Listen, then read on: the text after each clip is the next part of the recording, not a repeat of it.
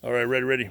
I usually do a video when I first start in the morning to show what I did the previous day, but I forgot to do that this morning, so I'm doing it here at the end.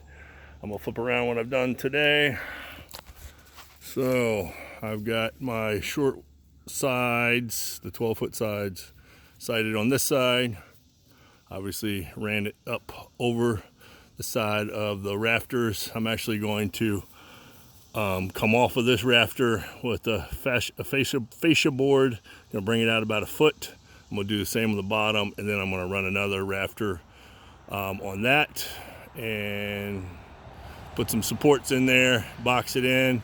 But just for a nice clean look, I just continued the T111 all the way to the top. It obviously adds a little bit of rigidity too. So front, one side is done. There is a reason I sheeted the front and the back and left the sides and put the rafters on and waited to do the sides. That's to get the final plumb on the walls, and I use my tractor to get that last little bit. It's always like a ½ inch, sometimes 3/4 inch out. And what I do, I'm gonna walk around here, is I've already done this side. These walls are perfectly plumb, both sides. And I've started on this side. So I'm gonna walk around here without falling over a stump or something. So what I do is I already took them off. I put blocks underneath and prop the 4x8 sheet on it. And then I take a clamp and I lightly clamp it to one of the studs. And then I run a screw in the very bottom of where it needs to sit, where plumb would be at the bottom. And then it was actually, I had to push the wall. Obviously I'm pushing. If I had to push the other direction, I would have done it from the front. But I just brought my tractor up, turned my bucket up flat, and I just kind of lightly pushed until the sheet was completely plumb on the corners.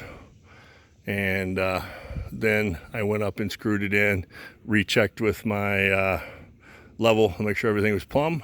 And now this wall is going to be completely plumb, and I can just continue on down now. I'll leave it propped up there until I get all the sheets on, just in case. But it's a good, easy way if you have a tractor with a bucket on it. Super simple, just a little bit of pressure to push on the wall, and you'll end up with perfectly plumb walls. So you can see inside there'll be plenty of space. So I still got to run 2 more sheets and then measure for my partial sheets up top. Then I got to run fascia boards on the back and front.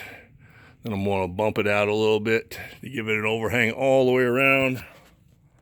And then I will start running my furring strips across the rafters. And I ended up going with 5V metal roofing. I went around and around about with some different stuff, but the 5V is a nice flat surface if I've ever had to walk on it. It's a little easier than like with the million corrugations. The only problem with it is you don't have a lot of versatility on how far you can overlap. So I think there's only like 3 corrugations. So I think I can I have to overlap like 11 inches to get to the 4th corrugation. But anyway, I'm sitting here rambling.